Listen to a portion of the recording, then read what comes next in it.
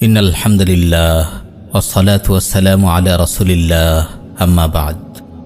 প্রিয় মুসলিম ভাইয়েরা, আজ আমরা আলোচনা করব মুমিনের অপরিহার্য গুণ তাকওয়া নিয়ে। তাকওয়া শব্দের অর্থ আল্লাহ ভীতি, পরহেজগারি। তাকওয়া অবলম্বন করা গুরুত্বপূর্ণ একটি ফরজ আমল। তাকওয়ার গুণে গুণান্বিত মুমিনই পারে সব ধরনের ফিতনা মোকাবেলায় অটল অবিচল থাকতে। তাকওয়া ধারণকারী মুমিনই বেঁচে থাকতে পারে সকল গুনাহ থেকে। তাকওয়া অবলম্বন ছাড়া দিনের উপর টিকে থাকা কিছুতেই সম্ভব নয়। তাকওয়াহীন ব্যক্তি হারিয়ে যায় ফিতনার গভীর অন্ধকারে। বস্তুত মুমিন বান্দা গোপনে কিংবা প্রকাশ্যে যে অবস্থায় যেখানেই থাকুক না কেন, দিনের উপর অটল থাকতে হলে প্রতিটি মুহূর্তে তাকে তাকওয়া অবলম্বন করে চলতে হয়। পবিত্র কোরআন ও হাদিসের বহু স্থানে তাকওয়া অবলম্বনের প্রতি গুরুত্বারোপ করে অনেক নির্দেশনা বর্ণিত হয়েছে। তাকওয়া অবলম্বনের আদেশ দিয়ে আল্লাহ তাআলা তার মুমিন বান্দাদের বলেন, ইয়া আইয়ুহাল্লাযীনা আমানুত্তাকুল্লাহা হাক্কা তুকাতিহি ওয়া লা তামুতুন্না ইল্লা ওয়া আনতুম মুসলিমুন।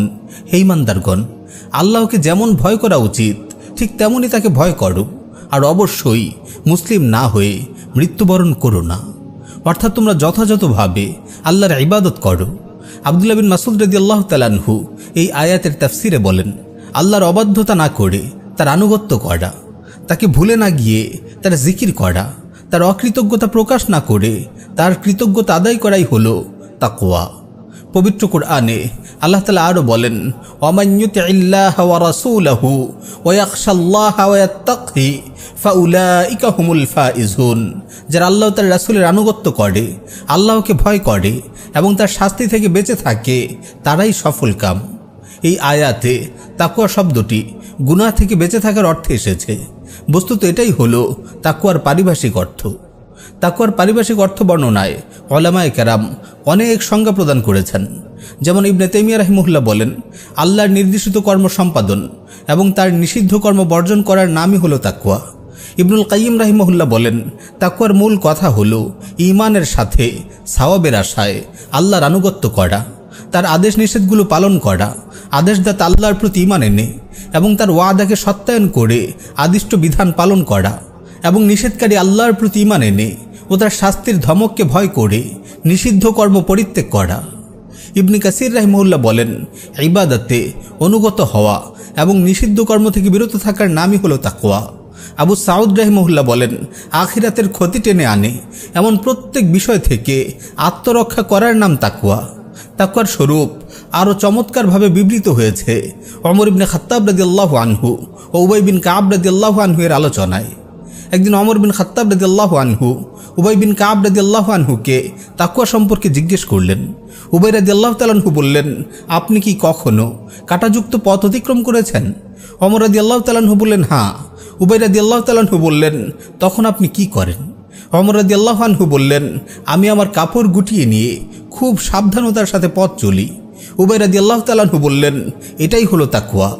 অর্থাৎ সব ধরনের গুনাহ ও সন্দেহযুক্ত বিষয় থেকে নিজেকে বিরত রেখে আল্লাহর আনুগত্য পালনের নামই হলো তাকওয়া। প্রিয় ভাই, তাকওয়া ইবাদতের মূল প্রাণ। তাকওয়া থেকে উদ্ভূত হয় অন্য সব মহৎ গুণ। সর্বযুগে সকল উম্মতের প্রতি ছিল তাকওয়া অবলম্বনের আদেশ। আল্লাহ তাআলা বলেন, ওয়ালাকাদ ওয়াসাইনাল্লাযীনা উতুল কিতাবা মিন ক্বাবলিকুম ওয়া ইয়্যাকুম আনিত্তাকুল্লাহ। অবশ্যই তোমাদের আগে যাদের কিতাব দেওয়া হয়েছিল তাদের এবং তোমাদের আমি এই আদেশ দিয়েছি যে আল্লাহকে ভয় করো। ইমাম কুরতুবী রাহিমাহুল্লাহ বলেন, তাকওয়ার আদেশ ব্যাপকভাবে সকল উম্মতের জন্যই ছিল। পবিত্র কোরআনে তাকওয়া অবলম্বনের আদেশ ও তাকওয়াবানদের ফজিলত সম্পর্কে এত বেশি পরিমাণে আলোচনা হয়েছে যে এই প্রসঙ্গে আলিমগণ বলেন, তাকওয়া কোরআনুল কারীমের সকল আয়াতের অক্ষের ন্যায়, কেননা একে ঘিরেই কোরআনের আয়াতসমূহ আবর্তিত হয়। প্রিয় ভাই, এখন আমরা পবিত্র কোরআন থেকে তাকওয়া অবলম্বন ও তাকওয়াবানদের নিয়ে বর্ণিত কিছু ফজিলত ও ফায়দার কথা আলোচনা করব। তাকওয়া মুমিনের সর্বোত্তম পাথেয়। আল্লাহ তাআলা বলেন, ওয়াতাযাওয়াদু ফাইন্না খায়রাজ যাদিত তাকওয়া ওয়াত্তাকুনি ইয়া উলিল আলবাব। আর তোমরা পাথেয় গ্রহণ করো, নিশ্চয়ই সর্বোত্তম পাথেয় হচ্ছে তাকওয়া। হে বুদ্ধিমানগণ, তোমরা আমাকে ভয় করো। তাকওয়াই মর্যাদার মাপকাঠি। আল্লাহ তাআলা বলেন, ইন্না আকরামাকুম ইনদাল্লাহি আতকাকুম। নিশ্চয়ই তোমাদের মধ্যে সে ব্যক্তি আল্লাহর কাছে সর্বাধিক মর্যাদাবান যে তোমাদের মধ্যে সর্বাধিক তাকওয়াবান। তাকওয়া আমল কবুল হওয়ার মাধ্যম। আল্লাহ তাআলা বলেন, ইন্নামা ইয়াতাকাব্বালুল্লাহু মিনাল মুত্তাকিন, আল্লাহ তাকওয়াবানদের আমলই কবুল করে থাকেন। তাকওয়া আল্লাহর ভালোবাসা লাভের মাধ্যম। আল্লাহ তাআলা বলেন, বালা মান আওফা বিআহদিহি ওয়াত্তাকা ফাইন্নাল্লাহা ইউহিব্বুল মুত্তাকিন, তবে হ্যাঁ, যে ব্যক্তি নিজের ওয়াদা পূর্ণ করে এবং আল্লাহকে ভয় করে চলে, নিশ্চয়ই আল্লাহ এই ধরনের তাকওয়াবানদের ভালোবাসেন। তাকওয়া আল্লাহর সাহায্য ও নৈকট্য লাভের মাধ্যম। আল্লাহ তাআলা বলেন, ওয়াত্তাকুল্লাহ ওয়া'লামু আন্নাল্লাহা মা'আল মুত্তাকিন, আর তোমরা আল্লাহকে ভয় করো এবং জেনে রাখো আল্লাহ তাকওয়াবানদের সাথে আছেন। তাকওয়াবানরাই হলেন আল্লাহর ওলি। আল্লাহ তাআলা বলেন, ইন আউলিয়াউহু ইল্লাল মুত্তাকুন ওয়ালাকিন্না আকসারাহুম লা ইয়ালামুন, তাকওয়াবানরা ছাড়া কেউ তার ওলি হতে পারে না, কিন্তু তাদের অধিকাংশ লোক এ সম্পর্কে অবগত নয়। তিনি আরও বলেন, ওয়াল্লাহু ওয়ালিয়্যুল মুত্তাকিন, আর আল্লাহ তাকওয়াবানদের বন্ধু। তাকওয়া কোরআন থেকে হেদায়েত প্রাপ্তির মাধ্যম। আল্লাহ তাআলা বলেন, যালিকাল কিতাবু লা রাইবা ফীহি হুদাল লিল মুত্তাকিন, এই সেই কিতাব যাতে কোনো সন্দেহ নেই, তাকওয়াবানদের জন্য তা পথ নির্দেশ। তাকওয়া উপকারী ইলম লাভের মাধ্যম। আল্লাহ তাআলা বলেন, ওয়াত্তাকুল্লাহ ওয়া ইউআল্লিমুকুমুল্লাহ ওয়াল্লাহু বিকুল্লি শাইইন আলিম, আর তোমরা আল্লাহকে ভয় করো, তিনি তোমাদের শিক্ষা দেবেন, বস্তুত আল্লাহ সব কিছু জানেন। তাকওয়া দুনিয়ার আযাব থেকে মুক্তির মাধ্যম। আল্লাহ তাআলা বলেন, ওয়ানাজ্জাইনাল্লাযীনা আমানু ওয়া কানু ইয়াত্তাকুন, আমি উদ্ধার করলাম তাদের যারা ঈমান এনেছিল এবং যারা তাকওয়া অবলম্বন করত। তাকওয়া প্রত্যেক সংকীর্ণতা থেকে উদ্ধার এবং কল্পনাতীত উৎস থেকে রিজিক লাভের মাধ্যম। আল্লাহ তাআলা বলেন, ওয়ামান ইয়াত্তাকিল্লাহ ইয়াজআল লাহু মাখরাজা ওয়া ইয়ারযুকহু মিন হাইসু লা ইয়াহতাসিব, যে কেউ আল্লাহকে ভয় করে, আল্লাহ তার জন্য সকল ধরনের সমস্যা থেকে উত্তরণের কোনো না কোনো পথ বের করে দেবেন, আর তাকে এমন উৎস থেকে রিজিক দেবেন যা সে কল্পনাও করতে পারে না।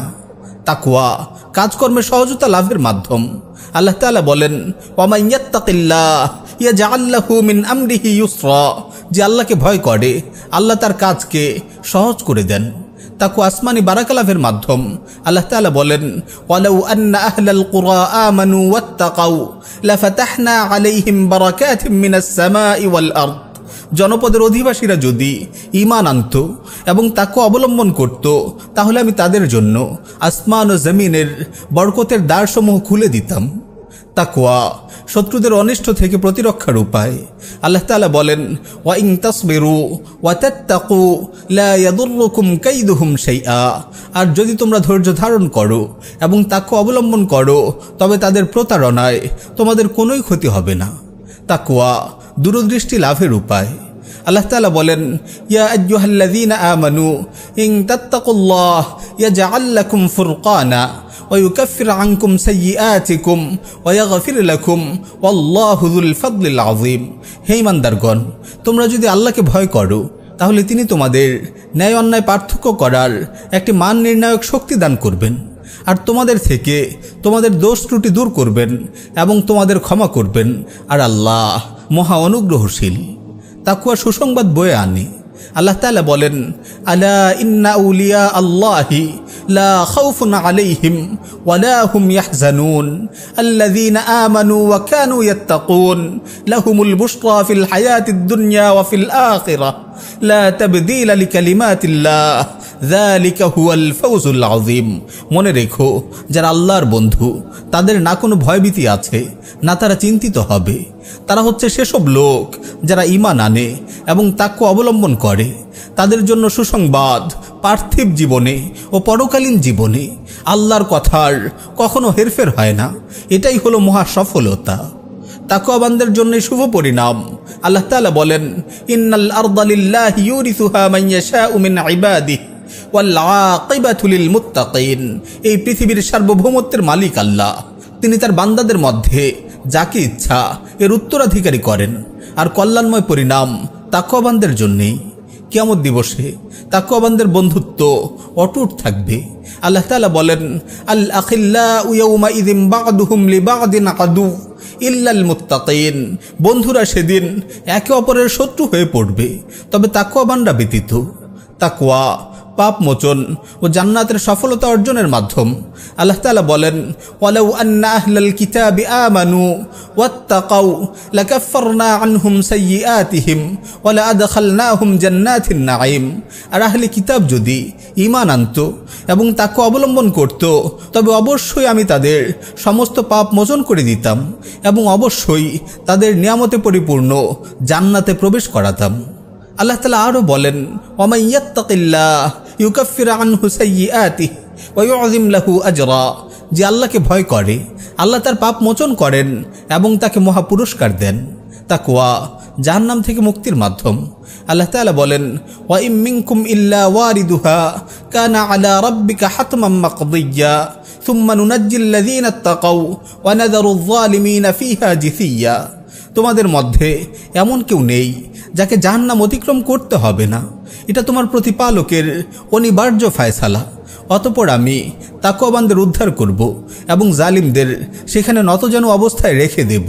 চূড়ান্ত সাফল্য তাকওয়াবানদের জন্যেই।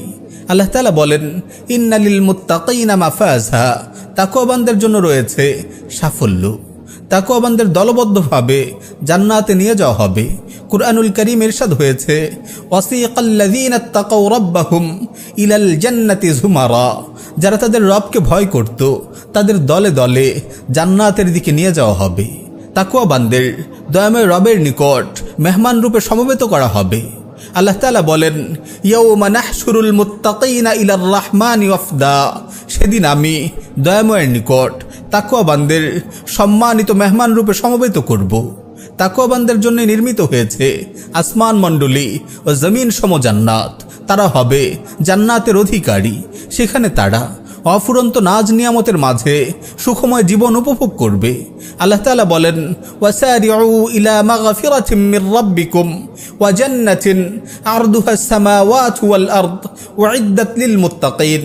তোমরা স্বীয় রবের ক্ষমা ও জান্নাতের দিকে ধাবিত হও যার প্রসারতা আসমান মণ্ডলী ও জমিনের সমান, যা তাকওয়াবানদের জন্য নির্মিত হয়েছে। তিলকাল জান্নাতুল্লাতী নুরিসু মিন ইবাদিনা মান কানা তাকিয়্যা। এই সেই জান্নাত যার অধিকারী করব আমি আমার বান্দাদের মধ্য থেকে তাকওয়াবানদের। ইন্নাল মুত্তাকিনা ফি জান্নাতিন ওয়া নাহার। নিশ্চয়ই তাকওয়াবানরা থাকবে স্রোতস্বিনী বিধৌত জান্নাতে। জান্নাতে তাকওয়াবানরা তাদের পছন্দনীয় সব কিছু পাবে। আল্লাহ তাআলা বলেন, জান্নাতু আদন ইয়াদখুলুনাহা তাজরি মিন তাহতিহাল আনহার লাহুম ফিহা মা ইয়াশাউন কাযালিকা ইয়াজসিল্লাহুল মুত্তাকিন। সেটা স্থায়ী জান্নাত যাতে তারা প্রবেশ করবে। এর পাদদেশে স্রোতস্বিনী নদী প্রবাহিত হবে। তারা যা কিছু কামনা করবে তাতে তাদের জন্য তাই থাকবে। এভাবে আল্লাহ পুরস্কৃত করেন তাকওয়াবানদের। আল্লাহ তাআলা আরও বলেন, ইন্নাল মুত্তাকিনা ফি যিলালিন ওয়া উয়ুন ওয়া ফাওয়াকিহা মিম্মা ইয়াশতাহুন কুলু ওয়াশরাবু হানিআম বিমা কুনতুম তা'মালুন। তাকওয়াবানরা থাকবে ছায়ায় ও প্রসবনবহুল স্থানে, আর তাদের জন্য থাকবে ফলমূল যা তাদের মন চাইবে। তাদেরকে বলা হবে, তোমরা তৃপ্তির সঙ্গে খাও আর পান করো, তোমরা যে আমল করেছিলে তার পুরস্কার স্বরূপ। প্রিয় ভাই, পুরো কোরআন জুড়ে বহু আয়াত এভাবে তাকওয়া অবলম্বনের ফজিলত ও ফায়দা বর্ণিত হয়েছে, আর বারবার বান্দাদের স্মরণ করিয়ে দেওয়া হয়েছে তারা যেন তাকওয়া অবলম্বন করে। যেমন আল্লাহ তাআলা বলেন, ওয়াত্তাকুল্লাহ ওয়া'লামু আন্নাল্লাহা শাদীদুল ইকাব। আর আল্লাহকে ভয় করতে থাকো, নিশ্চয়ই আল্লাহর আযাব বড়ই কঠিন। ওয়াত্তাকুল্লাহ ওয়া'লামু আন্নাকুম ইলাইহি তুহশারুন। আর আল্লাহকে ভয় করতে থাকো এবং নিশ্চিত জেনে রাখো তোমরা সবাই তার সামনে সমবেত হবে। ওয়াত্তাকুল্লাহ ওয়া'লামু আন্নাল্লাহা বিকুল্লি শাইইন আলিম। আর আল্লাহকে ভয় করতে থাকো এবং জেনে রাখো আল্লাহ সর্ববিষয়ে জ্ঞানবান। ওয়াত্তাকুল্লাহ ওয়া'লামু আন্নাল্লাহা বিমা তা'মালুনা বাসীর। আর আল্লাহকে ভয় করতে থাকো এবং জেনে রাখো আল্লাহ তোমাদের যাবতীয় কাজ অত্যন্ত ভালো করেই দেখেন। ইয়া আইয়ুহাল্লাযীনা আমানুত্তাকুল্লাহ ওয়া কুলু কাওলান সাদীদা। হে ইমানদারগণ, তোমরা আল্লাহকে ভয় করো এবং সঠিক কথা বলো। ইয়া আইয়ুহাল্লাযীনা আমানুত্তাকুল্লাহ ওয়াল তানজুর নাফসুম মা কদ্দামাত লিগাদ ওয়াত্তাকুল্লাহ ইন্নাল্লাহা খাবীরুম বিমা তা'মালুন। হে ইমানদারগণ, তোমরা আল্লাহকে ভয় করো। প্রত্যেক ব্যক্তির উচিত আগামীকালের জন্য সে কি প্রেরণ করে তা চিন্তা করা। তোমরা আল্লাহকে ভয় করতে থাকো, বস্তুত তোমরা যা করো আল্লাহ সে সম্পর্কে খবর রাখেন। হাদিসের কিতাবগুলোতে আমরা দেখতে পাই রাসূল সাল্লাল্লাহু আলাইহি ওয়াসাল্লাম তাকওয়া অবলম্বনের প্রতি বেশ গুরুত্বারোপ করেছেন। আবু যর রাদিয়াল্লাহু তাআলা আনহু থেকে বর্ণিত, তিনি বলেন, রাসূল সাল্লাল্লাহু আলাইহি ওয়াসাল্লাম আমাকে বলেছেন, ইত্তাকিল্লাহ হাইসুমা কুনতা ওয়া আতবি'is সাইয়্যাতাল হাসানাহ তামহুহা ওয়া খালিকিন নাস বিখুলুকিন হাসান। তুমি যেখানে থাকো না কেন আল্লাহকে ভয় করে চলবে, গুনার পর নেক কাজ করবে, তাহলে নেক কাজ গুনাহকে মুছে দেবে, আর মানুষের সাথে উত্তম আচরণ করবে। ইরবাজ রাদিয়াল্লাহু তাআলা আনহু থেকে বর্ণিত, তিনি বলেন, একদিন রাসূলুল্লাহ সাল্লাল্লাহু আলাইহি ওয়াসাল্লাম আমাদের নিয়ে সালাত আদায় করলেন। অতঃপর আমাদের অভিমুখী হলেন, আমাদের উদ্দেশ্যে তাৎপর্যপূর্ণ ভাষণ দিলেন, যে ভাষণে চোখ থেকে অশ্রু ঝরে, অন্তর কেঁপে ওঠে। এক ব্যক্তি তখন বলল, হে আল্লাহর রাসূল, মনে হচ্ছে এটি শেষ উপদেশ, তাহলে আপনি আমাদের কিসের নির্দেশ দেন? রাসূল সাল্লাল্লাহু আলাইহি ওয়াসাল্লাম বললেন, উসাইকুম বিতাকওয়াল্লাহ ওয়াস-সামঈ ওয়াত-তাআহ। আমি তোমাদেরকে আল্লাহকে ভয় করার এবং শ্রবণ ও আনুগত্যের নির্দেশ দিচ্ছি। আবু হুরায়রা রাদিয়াল্লাহু তাআলা আনহু থেকে বর্ণিত, তিনি বলেন, সুইলা রাসূলুল্লাহ সাল্লাল্লাহু আলাইহি ওয়াসাল্লাম আন আকসারি মা ইউদখিলুন নাসাল জান্নাহ ফাকালা তাকওয়াল্লাহি ওয়া হুসনুল খুলুক। রাসূল সাল্লাল্লাহু আলাইহি ওয়াসাল্লামকে জিজ্ঞেস করা হলো, কোন কর্মটি মানুষকে অধিক হারে জান্নাতে প্রবেশ করাবে? তিনি উত্তর দিলেন, তাকওয়া ও উত্তম চরিত্র। আবু সাঈদ রাদিয়াল্লাহু তাআলা আনহু থেকে বর্ণিত, তিনি বলেন, জা রাজুলুন ইলা রাসূলিল্লাহি সাল্লাল্লাহু আলাইহি ওয়াসাল্লাম ফাকালা ইয়া রাসূলুল্লাহ উসিনি ক্বালা আলাইকা বিতাকওয়াল্লাহ ফাইন্নাহা জিমাউ কুল্লি খায়র। এক ব্যক্তি রাসূল সাল্লাল্লাহু আলাইহি ওয়াসাল্লামের নিকটে এসে বলল, হে আল্লাহর রাসূল, আমাকে নির্দেশনা প্রদান করুন। রাসূল সাল্লাল্লাহু আলাইহি ওয়াসাল্লাম বললেন, আল্লাহকে ভয় করো, কেননা এটি প্রত্যেক কল্যাণকে অন্তর্ভুক্তকারী। আবু সাঈদ খুদরি রাদিয়াল্লাহু তাআলা আনহু থেকে বর্ণিত, এক ব্যক্তি তার নিকটে এসে বলল, আমাকে নির্দেশনা দিন। তিনি বললেন, তুমি আমাকে তাই বললে, ইতিপূর্বে যা আমি রাসূল সাল্লাল্লাহু আলাইহি ওয়াসাল্লামের নিকট বলেছিলাম, আমি তোমাকে তাকওয়া অবলম্বন করার নির্দেশ দিচ্ছি, কেননা তা প্রত্যেক কল্যাণের মূল। আব্দুল্লাহ বিন মাসউদ রাদিয়াল্লাহু তাআলা থেকে বর্ণিত, তিনি বলেন, ওয়া ইন্না আহাদাকুম লা ইয়াসালা বিখাইরিন মাত্তাকাল্লাহ। তোমাদের কেউ ততক্ষণ পর্যন্ত কল্যাণের সাথে থাকবে যতক্ষণ সে আল্লাহকে ভয় করবে। প্রিয় ভাই, আমাদের সালাফগণ সর্বদা তাকওয়া অবলম্বনের নির্দেশ দিতেন। আব্দুল্লাহ বিন উকাইম রাহিমাহুল্লাহ বলেন, আবু বকর সিদ্দিক রাদিয়াল্লাহু তাআলা আনহু খুতবা দিতে দাঁড়ালেন, যথোপযুক্ত শব্দে আল্লাহর প্রশংসা ও স্তুতি বর্ণনা করলেন। অতঃপর বললেন, আমি তোমাদের আল্লাহকে ভয় করার নির্দেশ দিচ্ছি। ওমর বিন খাত্তাব রাদিয়াল্লাহু তাআলা আনহু তার পুত্র আব্দুল্লাহ রাদিয়াল্লাহু তাআলা আনহুর নিকট প্রেরিত পত্রে লেখেন, পর সমাচার, আমি তোমাকে তাকওয়া অবলম্বনের নির্দেশ দিচ্ছি, কেননা যে আল্লাহকে ভয় করবে তিনি তাকে রক্ষা করবেন। যে আল্লাহকে উত্তম ঋণ দেবে আল্লাহ তাকে তার প্রতিদান দেবেন। যে আল্লাহর কৃতজ্ঞতা আদায় করবে আল্লাহ তাকে নিয়ামত বৃদ্ধি করে দিবেন। তাই তুমি তাকওয়াকে তোমার চোখের মধ্যমণি করে রাখো, তাকওয়াকে তোমার হৃদয়ের গভীরে প্রথিত করো। আলী বিন আবু তালিব রাদিয়াল্লাহু তাআলা আনহু যখন কোনো সেনাদল প্রেরণ করতেন, তখন তাদের একজন আমির নিযুক্ত করে দিয়ে বলতেন, তোমাকে আমি আল্লাহকে ভয় করে চলার নির্দেশ দিচ্ছি, যার সাক্ষাৎ অনিবার্য। আয়েশা রাদিয়াল্লাহু আনহা মুআবিয়া রাদিয়াল্লাহু আনহুর নিকট প্রেরিত পত্রে লিখেন, আমি আপনাকে আল্লাহকে ভয় করে চলার উপদেশ দিচ্ছি, কেননা যদি আপনি আল্লাহকে ভয় করেন তবে আল্লাহ আপনার জন্য মানুষের ব্যাপারে যথেষ্ট হবেন। যদি আপনি মানুষদের ভয় করেন তবে তারা আল্লাহর সামনে আপনার জন্য কিছুই করার ক্ষমতা রাখে না। তাই আপনি তাকওয়া অবলম্বন করুন।